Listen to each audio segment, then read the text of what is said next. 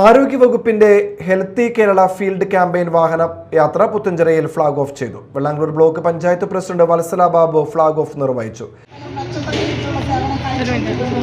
അതുകൊണ്ട് തന്നെയാണ് കേരളത്തിലെ ഗവൺമെന്റ് ഇതുപോലെയുള്ള പരിപാടികളുമായി ബന്ധപ്പെട്ടുകൊണ്ട് നമ്മളോട് പറയുന്നത്.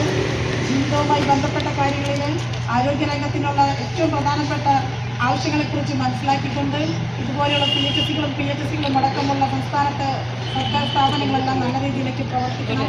എല്ലാ ദിവസവും നാം കാണുന്ന വാർത്തയും പത്രത്തിലൂടെ കാണുന്നത് ആരോഗ്യരംഗത്തെ ഏറ്റവും വലിയ മെച്ചപ്പെട്ട രീതിയിലേക്ക് മാറ്റിക്കൊണ്ടിരിക്കുന്നു എന്നുള്ളതാണ്. ഇന്ന് നമ്മുടെ ആരോഗ്യവകുപ്പ് മന്ത്രി പറഞ്ഞൊരു സംഗതിയിൽ 1978 കോടി രൂപ ചെലവിൽ തൊട്ടടുത്ത ദിവസങ്ങളിൽ തന്നെ ഏറ്റവും മെച്ചപ്പെട്ട രീതിയിലേക്ക് ആരോഗ്യരംഗത്ത് വ്യത്യസ്തങ്ങളായ പ്രവർത്തനങ്ങൾ ഉദ്ഘാടനം ചെയ്യാൻ വേണ്ടി കഴിഞ്ഞിട്ടുണ്ടെന്നുള്ള അഭിമാനത്തോടെയാണ് VR Sunilkumar MLA healthy Kerala ക്യാമ്പയിന്റെ ഭാഗമായുള്ള ആരോഗ്യ ബോധവൽക്കരണ ലീഫ്ലെറ്റുകൾ ബ്ലോക്ക് പ്രസിഡന്റിന് നൽകി പ്രകാശനം ചെയ്തു.